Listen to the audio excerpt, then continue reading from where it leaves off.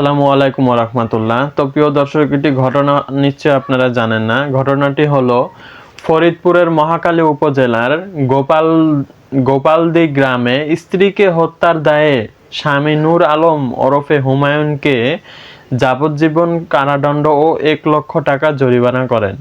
তার বয়স আনুমানিক ৩৪ বছর হবে।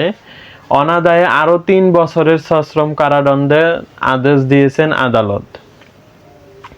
আজ বুধবার ৭ই মে দুপুরে নারী ও শিশু নির্যাতন দমন ট্রাইব্যুনালের বিজ্ঞ বিচারক জেলা ও দায়রা জজ শামীমা পারভীন এ আদেশ দেন। সাজাপ্রাপ্ত নূর আলম ফরিদপুরে মহাখালী উপজেলার গোপালদি গ্রামের মোহাম্মদ শহীদ শেখের ছেলে। রায় ঘোষণার সময় নূর আলম আদালতে উপস্থিত ছিলেন। রায় ঘোষণার পর তাকে পুলিশি পহরায় কারাগারে নিয়ে যাওয়া হয়। যাহার সূত্রে জানা গেছে, নিহত ওই নারীর বাড়ি ফরিদপুরের মহাখালী উপজেলার দরারামপুর গ্রামে।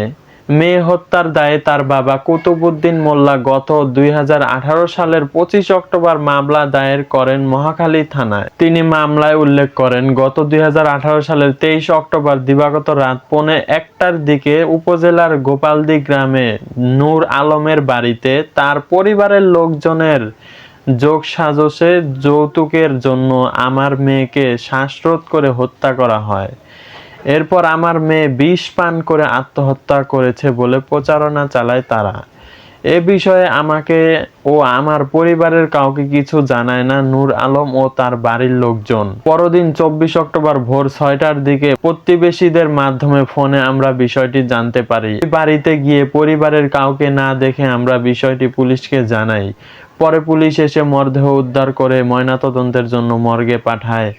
ফরিদপুরে নারী ও শিশু নির্যাতন দমন ট্রাইব্যুনালের public prosecutor PP Golam Rabbani Bhuiyan Ratan জানায়, এ রায়ে রাষ্ট্রপক্ষ সন্তুষ্ট। এই রায় যৌতুকলোভী মানুষের জন্য উজ্জ্বল উদাহরণ হয়ে থাকবে বলে মন্তব্য করেন তিনি। তো আমাদের উচিত এই ঘটনা থেকে শিক্ষা একটি নেওয়া। কেন আমরা বউকে মারবো? বউ হলো আদরের একটি জিনিস। কারণ বউকে যত আদরে রাখবেন তত মহান আল্লাহ খুশি, সন্তুষ্ট। বউ মারার জিনিস নয়, বউকে খুব যত্নে রাখার একটি জিনিস। বউ যে কত পবিত্র একটি জিনিস তা আপনারা বুঝবেন না যারা এসব কাণ্ড করেন। তো এইসব ঘটনা নিয়ে আপনারা একটি শিক্ষা নিতে পারেন।